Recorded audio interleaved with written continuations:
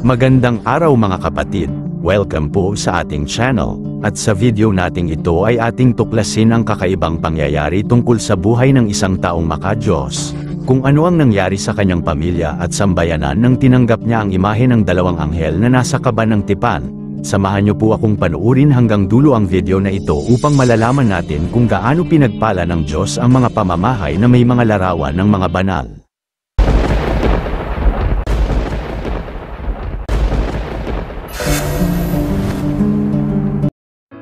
Ang mga imahe sa simbahang Katoliko ay mahalagang bahagi ng pananampalataya at tradisyon ng mga Katoliko.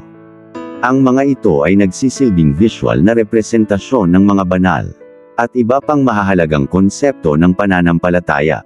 Ang larawan ng mga santo ay kinikilala ng simbahang Katoliko bilang mga banal dahil sa kanilang kabanalan at debosyon sa Diyos. Ang mga larawan ng Birhen Maria, ang ina ni Jesus, ay isang mahalagang presentasyon para sa pananampalatayang Katoliko.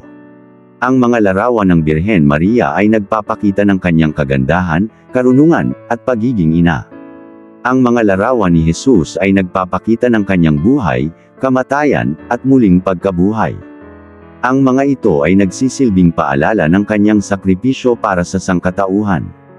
Ang larawan ng mga anghel ang nagpapaalala sa atin na sila ay mga espiritual na nilalang na nagsisilbing tagapamagitan sa Diyos at sa mga tao. Ang mga larawan ng mga anghel ay nagpapakita ng kanilang kagandahan, kapangyarihan, at debosyon sa Diyos. Ang mga imahe ay nagbibigay ng pagkakataon sa mga Katoliko na magnilay at mag-isip tungkol sa kanilang pananampalataya. Ngunit, maraming nagtatanong kung ang mga ito ba ay tunay na banal. Ang Biblia ay may dalawang pamamahayag tungkol sa paggawa ng mga larawan. May mga larawan na pinagbawal ng Diyos at may mga larawan na pinapagawa rin ng Diyos. Sa aklat ng Exodo Kapitulo 25 versikulo 18 hanggang 20, inutusan ng Diyos si Moses na gumawa ng larawan ng dalawang keruben o anghel.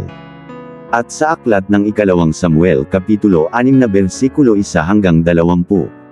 Ito ay sa panahon ni Haring David. Ang larawan ng mga keruben na nasa ibabaw ng kaba ng Diyos, ay iniwan niya sa isang bahay na pagmamay-ari ng isang nagngangalang Obed-Edom. At ito ay ikinagagalak ng buong puso na tinanggap niya sa kanyang pamamahay.